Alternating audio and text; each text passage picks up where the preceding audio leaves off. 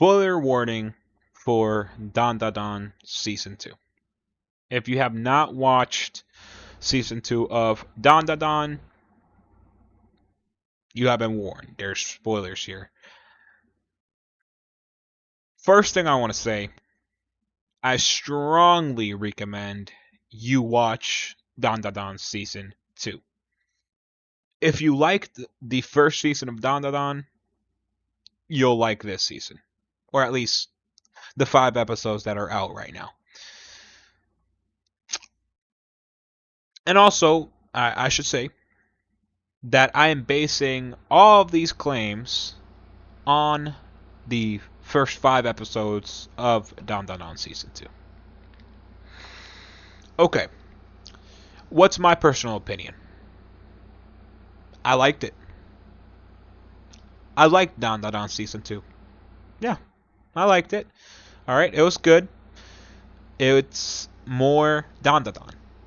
Ever since the first episode of the first season of Dandadan, I have loved Dandadan. Now, I uh I I, I got online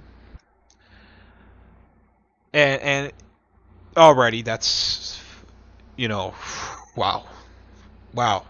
I mean, let's take a step back and really appreciate that for a second. I got online to see what other people were saying about Dandadan Season 2.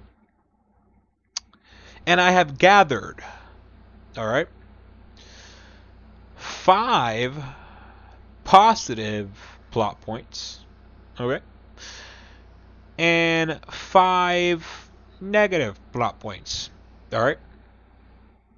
These stem from the opinions of people, okay. Man, I agree with some of these, and I don't agree with some of these. Now let's start with the positives. Character growth. Yes. Yeah, I agree with that. Alright. That's a good first positive plot point. I think that especially with Gigi. I think Gigi became a more interesting character for me this season because he didn't really have a lot last season. I mean, I know that he's like Momo's childhood friend or whatever, but he didn't have a lot of character last season. I think this season expanded Gigi as a character. Second positive plot point. The animation. Yeah, the animation. I mean, I don't have to talk about it. Honestly, at this point I don't have to talk about it.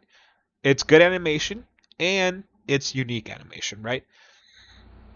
And I think that makes the story more exciting in my opinion. Okay, we don't we don't even have to talk about that because I mean, have you seen the animation? Have you seen? If you haven't seen Don Da Don, go and watch it. First of all, second of all, ignore the first episode of the first season, and third of all, enjoy. Yeah, it's got pretty unique animation. Third positive plot point: funny moments. Funny moments. Can I think of any funny moments off the top of the noggin here that happened in this season? Because I mean, there were some, but none that there were some jokes and some things, but none that made me really like giggle like oh like none that really made me have a physical well no. At the end of episode 5, I did like what should I call it? The soy sauce incident. The soy sauce incident. So let me give you a little backstory. Gigi now has this spirit living inside of him called the Evil Eye. Powerful dude. you know, powerful spirit or whatever. And the spirit is now sealed inside of Gigi's body. But whenever Gigi touches cold liquid, all right, not just cold water, cold liquid, he turns into the evil eye. And by the way, the evil eye still has free range. He has free will, complete free will. He can do whatever he wants. But he is still sealed inside of Gigi's body. And then with hot water, he goes back to just being normal Gigi. No powers, no nothing. Just normal Gigi. So, in this scene with the soy sauce, at the end of episode 5, everybody is sitting around a table. The whole crew is sitting around a table, eating. And the grandma, Momo's grandma, asked Okaroon, hey, can you pass the soy sauce? So Okaroon goes and passes the wrong sauce, and then the grandma says, no, the soy sauce, the one next to it. And then Okaroon's, passes that sauce, but in the middle of that interaction, in the middle of that pass, some of the soy sauce drips onto Gigi's hand, and he immediately converts into the evil eye, and everything explodes, and it's just the screen goes completely purple. Everything just blows up because it's the evil eye. That's yeah. That was interesting. That actually made me giggle a little bit because it was unexpected. I wasn't expecting that. So okay, yeah, no, I can agree with that. Number 4, expanded world. I can also agree with that. I mean, there's more background giving in this season on the supernatural elements of the story, and I think that makes the story richer than it already was, right? I agree with that. And then strong side characters. And then I saw someone was saying that Momo is a strong side character. And I was like, what are you talking about? Momo is one of the main characters, right? And then I realized, wait, no. Okaroon is actually the main character of the story, though. Because that's the first person that, like... And then I just realized, damn. Is Okaroon actually the main, the main character of the story? But no, in my opinion, I think that Momo and Okaroon are the two main characters of the story, in my opinion. And then everybody else is a side character. But I was just like, what are you talking about? Momo is not even a side character, but technically she is. But I think it's kind of up for personal opinion. Because in my personal opinion, Momo and Okaroon are the two main characters. But anyways, yeah. I mean, if Momo is a side character in your eyes, I think she adds a lot of depth to the main story. In my eyes, Momo is the main character though, so don't even try. Now, let's get to the negatives. The negative plot points. I never want to talk about this. Because I liked season 2 so far. But alright. Number 1. Sensitive topics. Okay.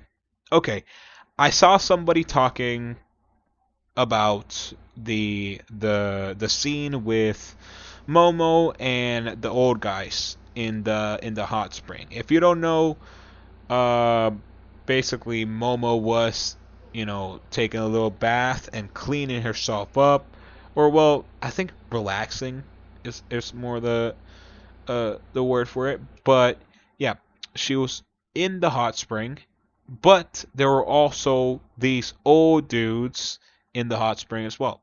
Now let me catch you up to speed if you don't know. Momo is a teenage girl. So now think about this. A teenage girl in the hot tub, not hot tub, hot spring, all right, with these old dudes. It's a little peculiar. And yeah, I can see that. I can see how that's a little bit of a sensitive topic there. Um, so yeah, viewer discretion is advised, right? Some themes may upset viewers, but overall, Dandadan is just weird overall.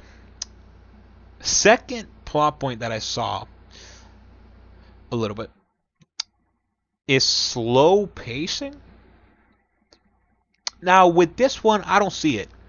I don't see it. Because for me, the pacing of this season is all right. It's okay. You know, I mean, I'd even go as far as to say it's pretty good. It gets the point across pretty well. I have no complaints about it. But some people think that certain episodes drag on without much happening.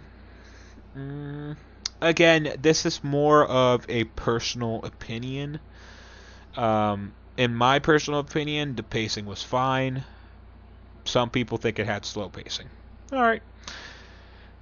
The third negative plot point: cliche love triangles. So, if you don't know, Momo, right, has, Gigi, and Okarun has the pink-haired girl that I already forgot her name. So, but the whole thing with this is that there's kind of like a love triangle between these three characters where obviously Okarun has a crush on Momo, and Okarun sees Momo with Gigi, and he gets jealous, obviously. And then, again, from the other side, Momo has a crush on Okarun, and she sees Okarun with the pink-haired girl. And the pink-haired girl has a crush on Okarun. So it's this whole thing. But yeah, I can see how that's kind of cliche. Uh, Honestly, I don't really mind it. So, but yeah, I mean, cliche love triangles. So I'm guessing just basically what that means is the the repeated romantic conflicts kind of feel overused. Mm, okay, okay, yeah. I mean, I don't disagree or agree strongly with that. I'd say I'm pretty neutral on that plot point. Okay. Number four, inconsistent tone. Inconsistent tone. Okay, so uh, what could this mean? Honestly, I have no clue. But I think what people are talking about when they say inconsistent tone, I think the mix of funny and serious moments could be confusing to some viewers. For me, it wasn't really. I mean, there is definitely this mix of kind of funny and serious moments going on at the same time, and I can actually see that. I can actually see that. Again, I'm staying neutral with that opinion. And then the fifth negative plot point, and the last, is weak villains. So apparently some bad characters, evil characters, some villains lack depth and are not very interesting. For me, I mean, who were the I mean the two main villains in this season were the giant snake, I'd say the giant snake, and then the evil eye. And for both, I think they did have pretty good depth to them. I mean, the snake not so much because the snake was killed, right? So it wasn't meant to serve a super big purpose in the story just for that just for that segment.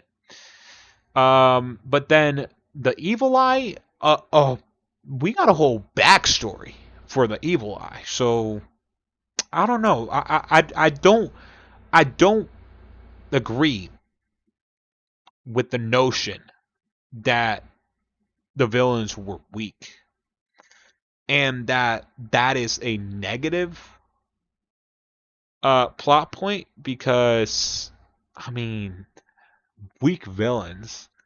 I mean, all right, it makes the story a little bit more boring, I guess, because the heroes of the story have to struggle less to beat the villains. But again, I don't really mind that. Listen, I'm gonna continue watching season 2 of Dandadan. I recommend you watch it. If you liked, as I said, if you liked season 1, you're going to like this season. But anyways, that's all I had to talk about today.